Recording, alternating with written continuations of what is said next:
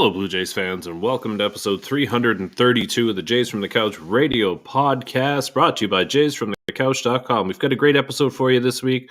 We're going to look at some Blue Jays Major League debuts and high expectations and how those two fit together, or how they don't fit together. We've got a great episode. It's going to be a lot of fun for you. I'm your host, as always, Shaun Doyle. You can follow me on Twitter at Doyle JFtC. I want to take a minute while we get started here to remind you that you can join our Blue Jays Talk for All Facebook group. We're growing in members, we're growing in conversation, growing in debate, and it's all a lot of fun. So head on over to Facebook, look for the Blue Jays Talk for All Facebook group, and join today. As well, something that's near and dear to my heart and incredibly important to myself and all of us here at Jays from the Couch is our JFtC versus ALS campaign. We are on a mission to get rid of this disease. It's that simple. This life ending disease. We've got a couple of ways that you can help us out. You can make a charitable tax-deductible donation at support.alsevents.ca/JaysFromTheCouch. And you give us a little donation and help us reach our goal. We continue to raise money for the ALS Society of Canada.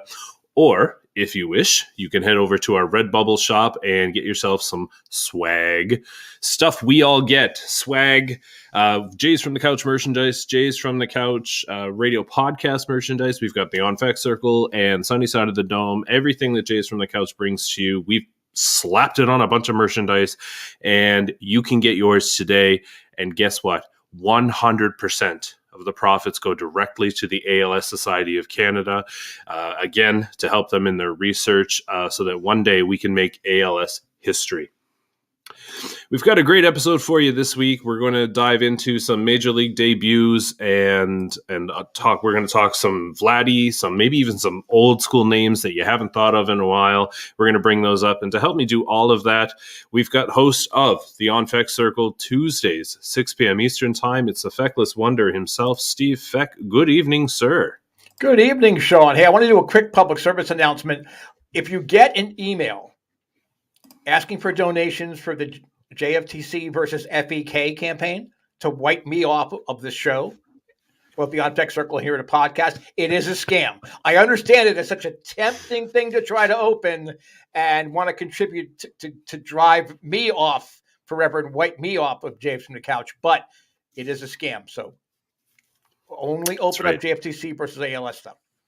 It'll never happen. Never going to happen. So Karen's got the day off this week. She's going to focus on her Toronto Blue Jays, watching them. And so she'll be back Thursday with Sunny Side of the Dome. But Steve and I, we've got an interesting show. We're going to kind of talk about just when players make their Major League Baseball debut, and all of that goes along with that. We're going to look at Spencer Horwitz, Blue Jays first baseman who got called up and made his debut. And then we're going to turn that into a conversation about the expectations that we have for specific players, and specifically Vladimir Guerrero Jr. But before we do all of that, obviously we're going to get back into the swing of things here with our MLB Minute.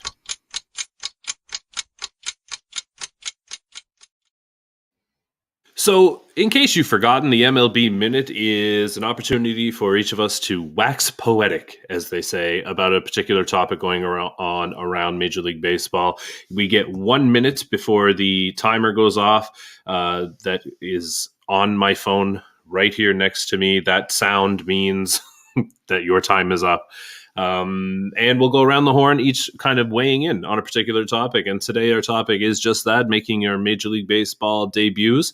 So Steve, we're going to throw it over to you for 1 minute, which begins now. Well, I'm sure we all remember as Blue Jay fans, Bichette, Biggio, and Vladdy coming up, all the big hype around those three. This year we are witnessing three prospects coming up that are making immediate impacts that might be as impactful long-term. And that's Matt McLain, Andrew Abbott, and Ellie De La Cruz in Cincinnati. Now, the key to having a core is to then have players not only precede them, but follow them. And the Reds, for as bad as they have been, certainly had like Jonathan India and Alexis Diaz and Nick Lodolo come in earlier, and they've got 4 of the top MLB prospects, 4 of the top 70 still slated to come up here in 2023. So hopefully the Blue Jays can start beating up their timeline to start having people like Horwitz come up to complement that core. Not sure that they're in the same ballpark, or the Great American Ballpark, if you will, as the Reds. Your ability to hit the 1 minute mark is impressive, sir. Impressive. All right, my 1 minute begins now. So I want to take a bit of a different angle on the whole Major League Baseball debut thing. I think probably more so than in almost any other sport out there, the making your debut in Major League Baseball is far different in that you put far more time into becoming a Major League Baseball player.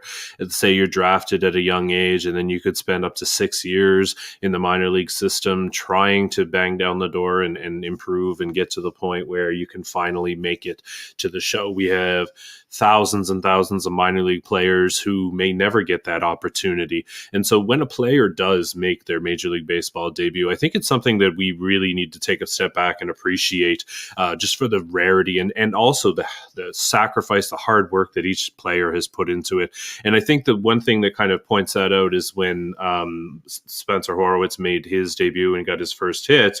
There's my 1 minute. See, Steve, you're much better at it than I am. But the Texas Rangers, they brought the ball over, and they didn't just throw it into the dugout. You know, it was very respectfully handed over, and I think players really, truly do appreciate it. And I think it's time that we as fans do as well. Yeah, I don't know. Did you see yesterday in Kansas City where Bobby Witt Jr. ran all the way out into the after the walkout for Samad Taylor, former Blue Jay prospect Samad Taylor, to go and make sure that ball did not get away. Right. I mean, I think the players do recognize, even the showboaty ones, they do recognize how special it is to have that first run RBI or first strikeout if you're a pitcher or first, home run. It's a big deal. So, I mean, it's really nice to see like the Horwitz debut, what happened, with Taylor yesterday. And it's almost a daily occurrence now. You're seeing significant minor league prospects coming in and making immediate impact in Major League Baseball. Agreed. And that's, I think, maybe part of an interesting kind of look into Major League Baseball that I think, if my gut proves correct, I think what we are seeing is that a youth movement across baseball. And whether that is because owners are conspiring to manipulate contracts and all of that stuff, I don't think that's it. I think you're promoting young stars to sell tickets, certainly, but also that these kids are, certainly in the case of like somebody like Ellie De La Cruz, like he's ready, and he's certainly not he's not floundering at the big league level, right? So I think what you're seeing just in general, I think first of all, athletes are just kind of more ready than perhaps they used to be. The amount of prep work and stuff like that goes in, organizations are pouring millions into training and development and all of that stuff. But I certainly think that baseball is kind of trending in the young direction, which is odd because then, when those teams, Steve, go for, their championships like the Toronto Blue Jays did this offseason, and then they go ahead and sign somebody like Brandon Belt, I don't think that that's necessarily has anything to do with kind of like youth versus age and experience. I think it has more to do with the fact that they really didn't have a whole lot of options in their farm system to bring up. Yeah, and it's, I think ultimately it is what is going to be the final report card on the Atkins era is what are they doing as far as developing talent? I mean, they did still have some carryover from AA, despite all the myths that AA got rid of every single prospect. There were no prospects left in the Toronto system, according to most people that comment on the AA regime. But, since Charrington has been gone, it's been slim pickings as far as immediate not turnover, but immediate upward movement for players that have been drafted and developed in the system. I mean, it takes a long time. I think the closest to a quick promotion would have been Ricky Tiedemann, which again I was personally against trying to rush him through. And I think because of some of the injury scares that he had this year, I think they're going to slow some of that thought down. People would think, "Oh, bring up Tiedemann," because now Manoah is down and we're having this issue and that issue in the 5-hole. There's really not anybody to bring up. When you bring somebody up, you do so, you kind of like pinch your nose and say, "Oh, okay, I'm gonna pick up this call." Right. And that's the thing. Like I think you have to be careful about that. I mean, even if you're a team like the Cincinnati Reds, who had no designs on competing at least this season, a few months ago, here they are now being super competitive. But if you're a team that is quote unquote out of it or not really competing this year, that can be the challenge too, right? To decide, is this the right time to bring this person up? Is it the right time to bring them up and allow them the opportunity to fail at the big league level? So Steve, there's a lot of kind of thought, I think, that goes into a lot of big league promotions. Some are just out of necessity. When you get your Thomas Hatches and of the world, kind of just coming up to fill the spot, or Bowden Francis, guys like that. But when we're talking about prospects that we're, excited about or whatever, I think there's a lot that has to go into that decision, right? And you're never really sure if it's gonna actually work. Right, and I think everybody would like to see Barger come up. He needs at least a half a season, if not a full season at AAA, in my opinion, to really make a significant contribution to a playoff team. I think they've been blessed because they've got Matt Chapman, they've got some veteran bats. Brandon Belt sort of came alive there for a little bit. But now the Frankenstein monster's back, getting new hamstrings or whatever it is attached to himself. So, but so that keeps Barger down there. But here in Pittsburgh, okay, they're a number one overall pick from a couple of years again. Davis is making his debut tonight. As we go live here, he's probably behind the plate over at PNC Park.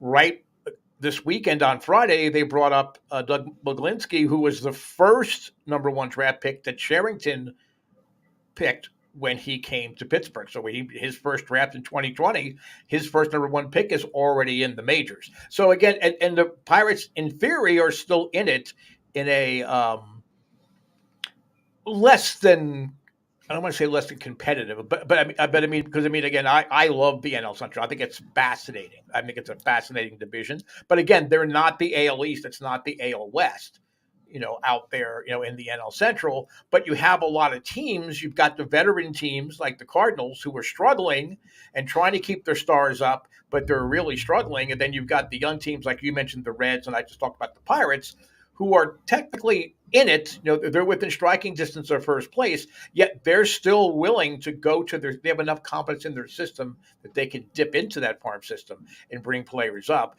You got to figure eventually if Joey Votto doesn't have a red hot start, he's been activated tonight.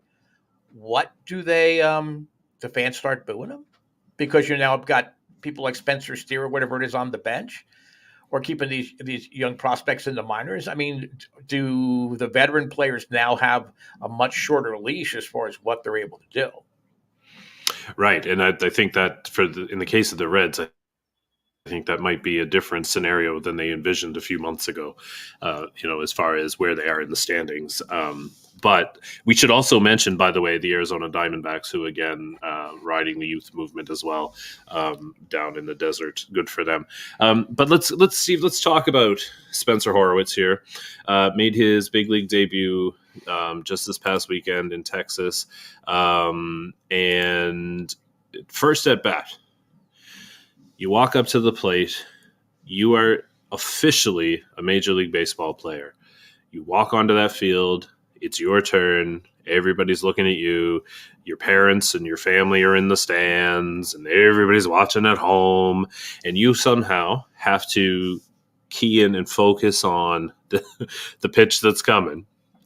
In in that at bat, if it were me, Steve, I don't know if I would have the ability to even swing the bat. I would probably just be so in awe and dumbfounded that I wouldn't be able to function. But here's Spencer Horwitz gets a hit in his first at bat. I think for people like you and I mean, we're more recreational players than. I'm not because I'm too old. Nobody will insure the league if I play because I'm too old. But I mean, in my day, I could compare to what you do there in Nova Scotia, and yeah, I mean, you got to play for a league championship, and you can in a beer league, you can take that edge off with a couple of moose heads, pound them down real quick, and then you can kind of feel pretty good. But I think there are just some players that have that inner switch. I remember the movie For Love of the Game where the Kevin Costner character just said, trigger the mechanism, and literally everything shut out.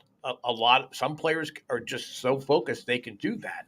And I don't know I can't say that's what happened for Horwitz, but he was obviously able to shut out all the noise. And once he stepped into the batter's box, there weren't parents in the stands. There weren't, major league players, opposite him. It was him and the pitcher, and he was determined to win that battle. He wasn't too worried about all the other stuff. I mean, after the fact, after the game, then you can do that. It's the prospects that can't do that struggle and ultimately flame out early. Right. So Spencer Horwitz, 4 plate appearances, excuse me, scored a run, drove in a run. His walk rate, Steve, is 50%. That'll last. His strikeout rate is 0%. The guy's hitting 500 with a 750 on base percentage. Obviously, one game, small sample size, and all of that. However, that's a pretty good one game for Spencer Horwitz. So, Steve, looking forward, do you see a role, a bigger role, perhaps, than just filling in while Brandon Belt, gets new legs or whatever his issue is? Or do you see a bigger kind of spot for him moving forward? I'm torn on that. I mean, I know people come out and say, well, he's not really a first baseman. He doesn't really have, the big light tower power. Well, neither did Keith Hernandez. Neither did Mark Grace. There are first basemen. John Olerud really wasn't a power hitting first baseman. So I think he could have a role on a team like this if his plate discipline that he's shown in that little bit.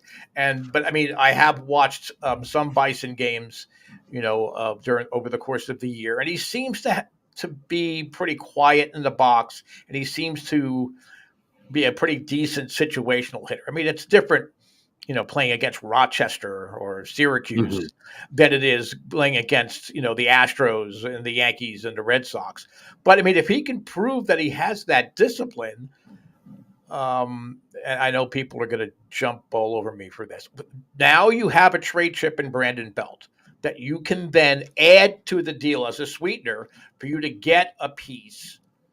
So you can actually deal with another team that might be a pennant contender, maybe not an AL East team, but another team that's a playoff contender, and you can give them a Brandon Belt in order to have a veteran bat either on the bench or there, and then give Horwitz those at bats. I know there was a lot of talk about Barger getting Belt at bats at some point, but if Horwitz can prove that this is not a fluke, and again, we are talking one game. Mm-hmm. Mm-hmm. Okay. I mean, everybody that is now justifying every move and every draft the Blue Jays have ever had over the last 5 years based on one game from Spencer Horwitz, you need to start watching box lacrosse, or the Canadian Football League just started up this weekend. Watch that. Stop commenting on Twitter about your knowledge of baseball, because you obviously you don't need all the characters. You need maybe 3 characters. No, 2. No, 4. None. Your baseball knowledge, none. So just type in none, hit send, and then we know what's going on that way. Well, and yes, it is one game, but I'm looking at the last few years here. He's never struck out more than 20.3%, right? And his walk rate is regularly around 15 or so percent. Like, this is a guy who's going to strike out, or sorry, walk as much as or near as much as he strikes out, which is, that's nothing to sneeze at. And if the Toronto Blue Jays, they don't necessarily need the power that Spencer Horwitz may or may not have, but they do need good plate approaches. And behind the scenes, we've kind of talked about their inability to kind of string hits together.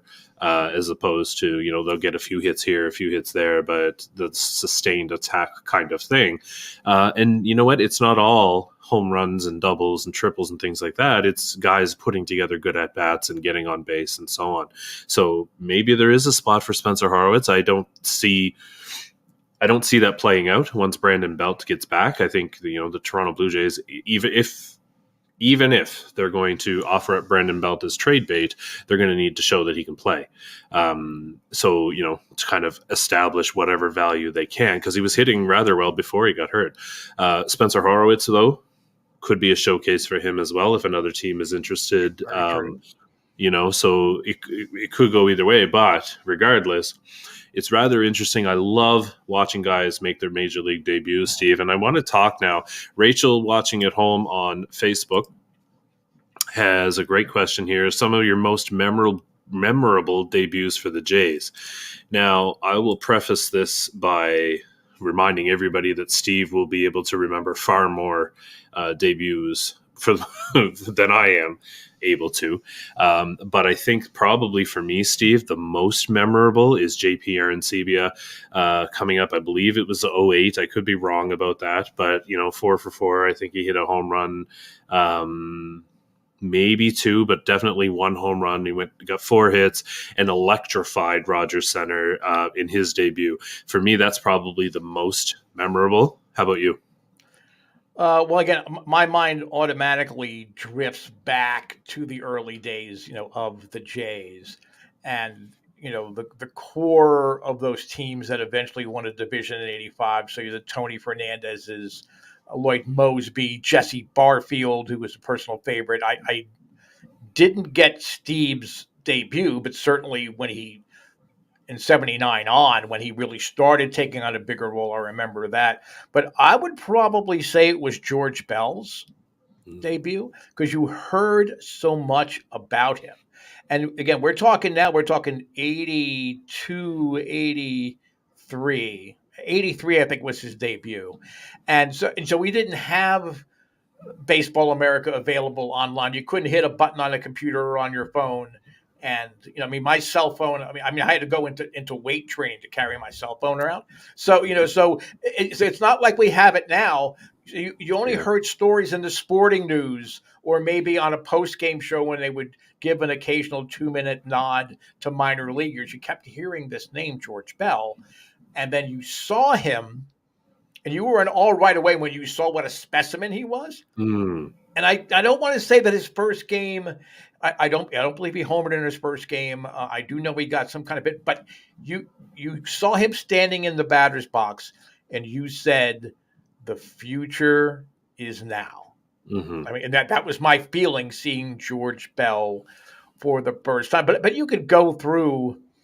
For me, it's not so much what they did in their first game, but that Arancibia example was great. I actually had forgotten about that. But it's the excitement around the player, and also the disappointment around the player. So we can look at 2 pitchers on the 40-man now, Alek Manoah, Nate Pearson. Everybody was geared for Nate Pearson. He really struggled, in his debut. You could see why everybody was raving about him, but he just had, he had no idea where his pitches were going. But then you had Alek Manoah, a little bit of a mature pitcher, pitched in big games in college. That's why he was able to make the quick thing. But when you saw Manoah come up and suddenly be lights out, it was like, wow, wow. I mean, so it's more of that. I mean, it's more of hearing about a player and then knowing, okay, it's not 2019 anymore. It's not the Gord Ash years. I mean, there is actually hope now for this team going forward. Yeah, and I think like one of the other debuts that come to mind is Carlos Delgado's. Actually, I believe he came up in '94, so the back-to-back World Series championships, and then he came up the next spring, and he hit like 8 home runs in April, and then they sent him down. And so, in that first month, it was like, oh man, you're licking your chops and you're excited for this kid to just take over the team. And of course, he got sent down and then came back up, and of course, then he kept his spot and became the best hitter the Blue Jays have ever had. So there's always not always, I shouldn't say that, but often you're right. There is a kind of a point where the expectations don't necessarily pan out, right? And we have a couple of examples of those. I'm thinking back to guys like Dalton Pompey, who had all the talent in the world, stole huge stolen bases in the playoffs in 2015, but never could kind of get that foothold on a job. And I wonder if that has a lot to do, Steve, with that early promotion stuff that we've been talking about. Timing is everything. And I wonder if he was brought up too early, or it was just he couldn't develop that consistency because it was up and down and up and down. But he's somebody off the top of my head that I kind of jumped to right away. Yeah, I tend to eschew the whole brought up too early deal. Mm-hmm, If your organization has a glaring need, in the case with Pompey, they needed someone to come in late in the game, steal him a base, okay, because this was a team that was equipped to go to a World Series. So you needed to have every weapon at your disposal. Once you're up there, it's ultimately on the player to make the adjustments and realize, okay, look, I'm struggling at the plate, or, they're getting me on inside fastballs. I need to adjust I need to come up with a toe tap or whatever it is, a timing mechanism in order to succeed. You're given an opportunity based on a singular talent that you have. You now need to make the most of that and try to capitalize it. That's been my approach to it.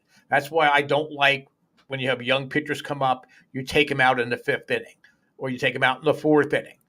No, okay. If you get 3 playoff appearances by getting your top prospect pitcher, giving you mega innings like the Fidriches of the world and Dave Steves of the world, a Roy Halladay, certainly, he didn't want to come out. They gave him the ball. Jimmy Key, all of these guys. If you get a shortened career out of it, but you have multiple playoff appearances, World Series appearances, maybe even a championship, not to sound cruel or cold-hearted, that is their job, is to do the best they can. And if you flame out early, but you are very successful, even if it's only for a season or two, then you have had a successful major league career. And that's my viewpoint. Right. And speaking of flaming out early, there are lots of examples of guys who have done that. I'm thinking of somebody like Travis Snyder, who had all the talent in the world, could hit a baseball a mile, was a good guy too. I remember when Cito Gaston, I believe it was his last game managing, and Travis Snyder grabbed the eye black and they all painted mustaches. And then he hit a home run, I believe, that day for Cito. Good guy, went on to your hometown Pittsburgh Pirates, and everywhere he went, both in Toronto and in Pittsburgh, everybody loved him. Yeah. But he just couldn't put it together.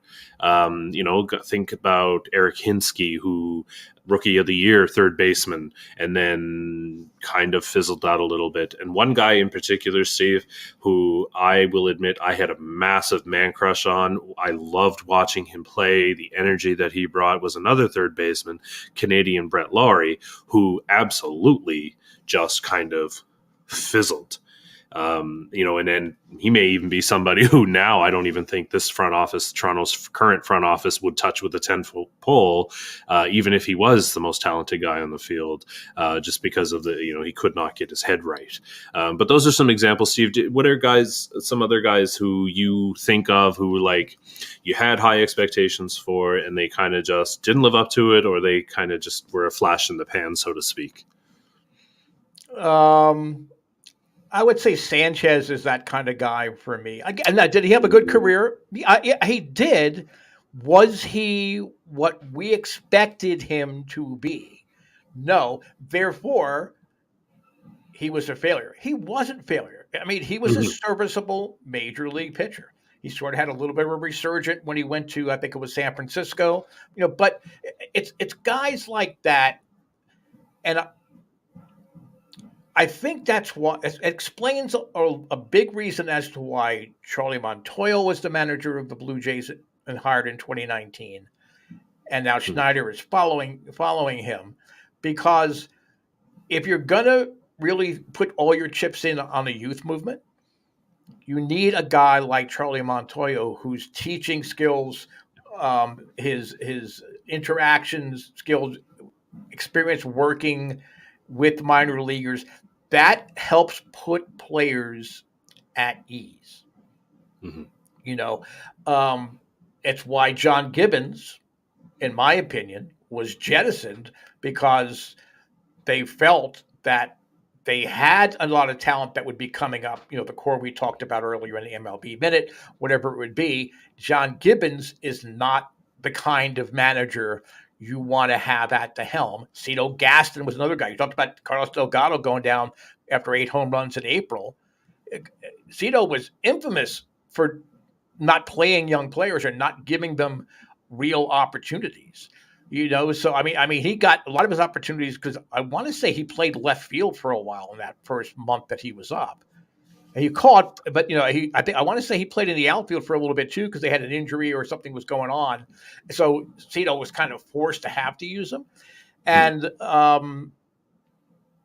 that's where you have to be careful if you're going to really go into a youth movement. I mean, that's why I'm really surprised with the Reds that they keep with David Bell, because he's not the kind of guy. I mean, if he doesn't get thrown out of a baseball game, I'm shocked. As opposed to the other way around. And then Ali Marmol in St. Louis, here's a guy that's just not. He knows the game. He understands the game. He just doesn't seem to be able to communicate adjustments that need to be made to young players, and so he just automatically goes by default to a veteran player. So I think so many things play into that equation. I think a lot of the guys that came up, especially in the Ricciardi era, I think it was a bad fit. As much as I love Gibby and Cito Gaston, and it was just a bad fit with the young guys. It's also why I was really disappointed that they didn't keep Buck longer, because you wouldn't think Buck would be good with young players, but Roy Halladay owes his career to Buck Martinez. Buck Martinez is the guy that ultimately went to front office and talked to Halladay and say, you need to go down and you need to find yourself again. Because when you come back up, you're going to be an all-star. I mean, and Buck Martinez was the guy that initiated that. I mean, the Jays didn't want to really send him down. But when you have an MLB record ERA over 50 innings for a starting pitcher, I mean, at some point, somebody's got to make the hard decisions. And that at that time, they didn't really have a front office guy that was going to make that tough decision. So Buck did that, and it can pay dividends. If you may hate the manager at the time, but it can pay dividends in the long run. Right. I'm glad you talked about the manager, because I wanted to talk about the debut of John Schneider, who in his first kind of half season did, very well. Winning record. On some cases, some people would argue that he turned the season around. Here we are now in probably another half a season almost. And we have basically a season. But Steve, John Schneider's debut as manager last season, top marks, got himself a contract extension, and it looked good. Are you as confident this time around now in John Schneider, or are we seeing the kind of the inexperience at the big league level shining through to the point where you're concerned? Well, I'm not concerned. I still believe in John Schneider. He's a good baseball man. He has come up through the ranks. He's paid his dues at every level. He's done every job in the organization, and he's not alone. Last year he had Casey Candell, who may be the best baseball mind that will never get a major league manager shot. He likes working with minor leaguers. I mean, that's just his forte. He has Don Mattingly at his side now, and he has Pete Walker to rely on as far as the pitching. So he's not kind of floundering out there, having his buddies as his coaching staff. He has a professional coaching staff that's there for him. I think a lot of Schneider's decisions that people have criticized, I think it's more a case of, well, what did you expect me to do based on what's on my bench right now, or how my bullpen is performing right now, or the fact that I don't have a fifth starter. It's more those kind of decisions. He's almost having to overthink things and overcompensate for things that are not happening on the field. I mean, that's the manager's job. I mean, that's not making an excuse for him. He's made some bad decisions, some questionable in-game decisions, but really ultimately based on what he had at his disposal, I don't know what you could expect him to do. He made the most logical decision, not necessarily the decision that we wanted to see based on, once again, expectations for various players on the bench or whatever it would be. So, I mean, Espinal's only starting to hit now. Kevin Biggio's only starting to hit now. Brandon Belt took a long while before he started to hit. So all of these bench pieces and things he could move in and out, he didn't really have that. The bullpen has been, outside of maybe Romano, I don't know that there's one reliever that has been consistent in a positive way all throughout the whole season. They've all had their bumps in the road. The Simbers and Swanson and Yimi Garcia looks like he's an A-ball, Rule 5 guy now. He's not a former major league closer. So I think the manager's kind of forced. John Schneider's been forced to make a decision that maybe if all the players were clicking on all cylinders, maybe he would not make. But I say kudos to him, because he's not afraid to take criticism if he is left with limited options, and he's just going to make that decision. And fine, you can whine all you want. It doesn't matter. I needed to make this decision. He doesn't make excuses. He doesn't call out his ball players. He just makes the decision and then takes whatever abuse is going to come his way. Right. And that's that accountability that he's been talking about forever. So, obviously you got to talk that or walk that walk if you're going to talk it, right? It's interesting, though, because I think that with John Schneider, he's never had, and I'm surprised you didn't say this, but he's never had such interference or input, I think, from the management side of things than he does at the big league level. I'm going to go ahead and make that bold statement. I don't even know if it's that bold, but I have no inside knowledge, but it seems to me that this front office, more than at any other level in the organization, has direct input as far as the manager's job. And so I'm not even sure how much of John Schneider's game plans, et cetera, are all totally his. And Dulcimeris, watching on YouTube, kind of chimed in as well. The Blue Jays hitting coaches rely too heavily on analytics, and people like Dante Bichette have had to come in to right the ship when things go sideways. Is it time to replace the hitting coaches? And then continues with Chili Davis and Larry Walker have experience as hitting coaches, Devon White as well, and he's in the Jays organization in Buffalo. How about one of those guys? I would love to see Larry Walker as the hitting coach for the Toronto Blue Jays. But I don't know that this is specific to hitting coaches. I think it's just the organization as a whole, Steve, where the analytics are kind of at the forefront. I will put it that way so as not to paint an evil picture or anything like that. I'm going to contradict something that you had said about John Schneider not having the influence on game decisions. There is no bigger micromanager, hands-on front office as far as minor league development than the Blue Jays have under Ross Atkins and Tony LaCava. I mean, that was Atkins's.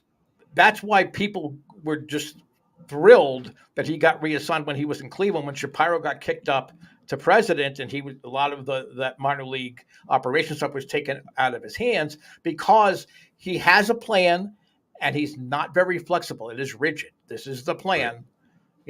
Sig Heil, this is the plan. This is what we're going to do. And that wasn't fair to compare Ross Atkins to a Nazi. So I apologize for that. I take that back. He's a fascist, but he's not a Nazi. So I don't think it's really fair. But again,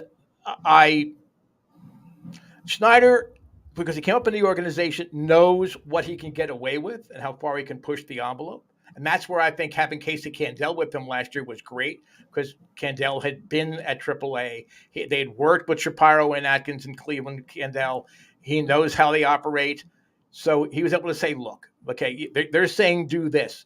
You can get away with it if you have more successes than failures if you do that. And I think with Mattingly there too, he's hearing the same thing, because certainly Mattingly had that issue in Miami where they were trying to dictate every pitch, let alone, minor league operations or whatever. But, that being said, ultimately the manager has to make the decision. That was my problem with Montoya. Montoya would not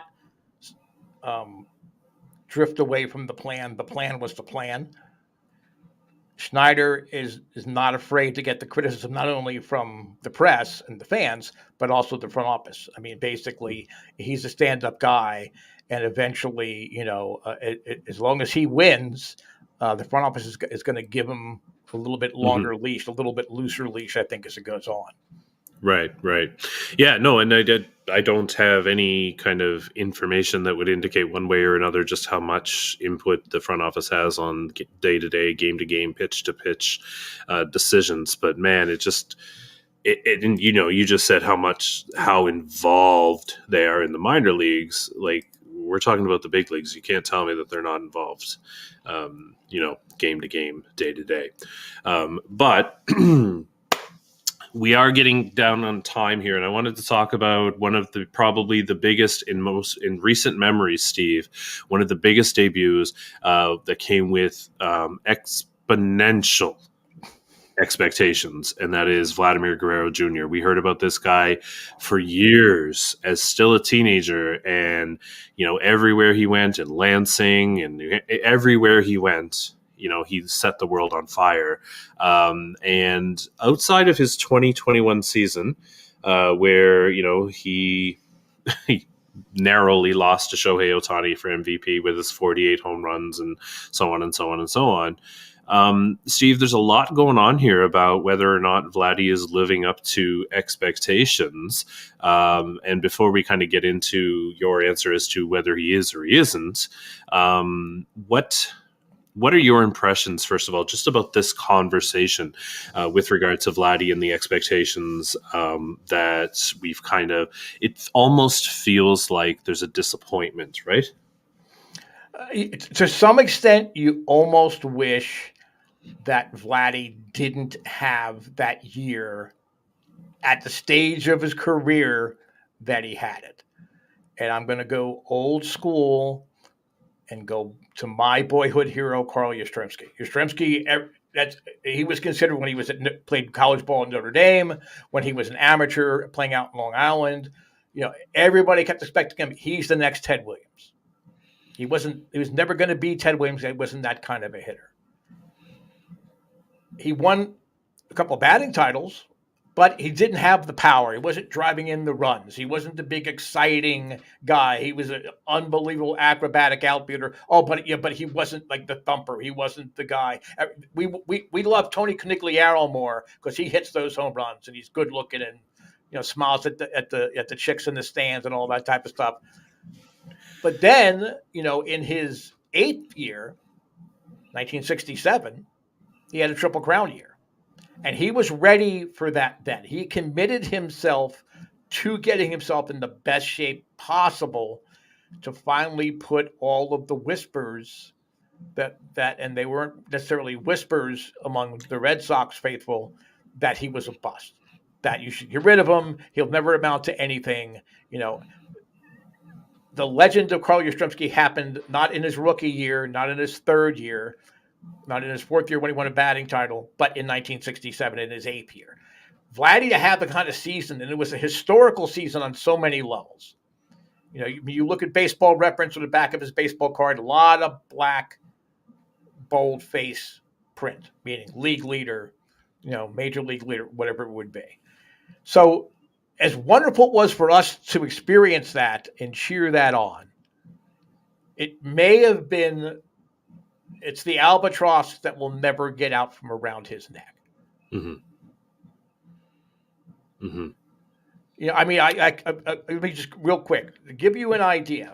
This year, if you double his numbers as of right now, there's a little bit less than half of the season completed, but if you double his numbers, it's 18 homers, 84 RBIs. 336 total bases. If you look at his career average, 162 game projected career average, he's almost spot on, except for homers. He's almost spot on. Homers, because of the big year, the 48 homers, it says 32 is his projected average. But RBIs, 99 compared to 84, it's pretty close. 93 runs scored compared to 72 runs scored. Is it his fault that he's not being driven in when he's on base? That's not his fault. Unless he's hitting those home runs, and then so you could use that chicken or egg kind of argument about it. And his total bases are about on. His average total bases is 308. He's going to have 336 based on what he's done so far this year. So is Vladimir Guerrero Jr. a bust or a disappointment, or is he being Vladimir Guerrero Jr.? Right. And that's the difficulty when you have such a monster season like 2021. And so that's the question, right? Which is the real Vladdy? And I think for me, what's even kind of what stands out more than that is we need to be okay with what the real Vladdy is. And it may not be the 48 home run. So in last season, he hit 30, I think it was 32. I for some reason don't have it in front of me here. And people were calling it a disappointment because he didn't hit 48. Very few people actually hit 48 home runs in a season. Aaron Judge hit 60, whatever he hit, but that's exceptional. That's not the norm. And I think the people kind of need to bring it back here, that we often have this thing in the world we live in, Steve. I don't know if you're aware of this, but if it's not the absolute best, then it's automatically trash. It's automatically garbage. So that means, the Shohei Ohtani leading the league in pitcher strikeouts and home runs right now, like literally doing it all on both sides of the ball, which would mean that if anybody isn't Shohei Ohtani, they're automatically trash, which is insane to me. And so a good baseball career, or even a good baseball season, 20, 30 home runs is not a bad season. Is it what we expected out of Vladdy? No. But, Steve, the real issue is, I think, has more to do with the expectations and how we've let our minds run away with it. Right. Wins above feckless, going back to that all applicable, analytic I came up with, on the On Fec Circle about a month ago. It's expectations are one thing. We've now seen what he could do, but to demand it and to expect it is wrong. And that's also another reason why analytics are bad for fans to use to try to analyze what a player's true contribution is to a team. When you start doing league averages and you start saying expected this or weighted that, it's not what's really happening on the field. That's just saying that potentially this is what the guy is capable of. But I think Vladimir Guerrero Jr., he is very much his dad's son. Everyone thought, as wonderful as a Hall of Fame career as Vladdy Sr. had, everybody thought he should be hitting for more power or, not chasing as many pitches or work on his defense more. He had a Hall of Fame career. I mean, you ultimately have to just accept, watch the baseball games, in-game situations. Is Vladdy doing what he's supposed to do? While I would say that he's maybe closer to the norm this season than above the norm, he's doing what Vladimir Guerrero Jr. has to do based on the game situations that he is in. I also think that the last thing we'll add here on Vladdy, like, first of all, everybody just calm down with your expectations and the whole get rid of him and no contract extension and all that BS. Like, just drop it. But he does not get enough credit, Steve, for the defense that he's brought to first base. First of all, that move was, I sure it may have been a little bit later coming than it should have been, but he's handled it rather well, and he's looked really good over there. Even if the quote unquote the metrics don't prove that out. Yeah, I was looking at that, and I had to close the web page when I was looking at it. I'm like, you've got to be kidding! How is he a negative defensive WAR player? Right. Seriously. I mean, you want to say Bo's a negative defensive WAR player? Okay. Yeah, I might give you that because of his problems with throwing. But I mean, Vladdy Guerrero Jr. Has saved more. We're talking about defensive runs saved. I mean, he's had more saves than a Baptist preacher, Vladdy Guerrero Jr. over at first base. So it's again, you have to watch the game. Forget about what the stats are telling you should be happening.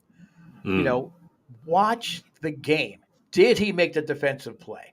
Did he draw that walk? Did he get an 8, 9, 10 pitch walk?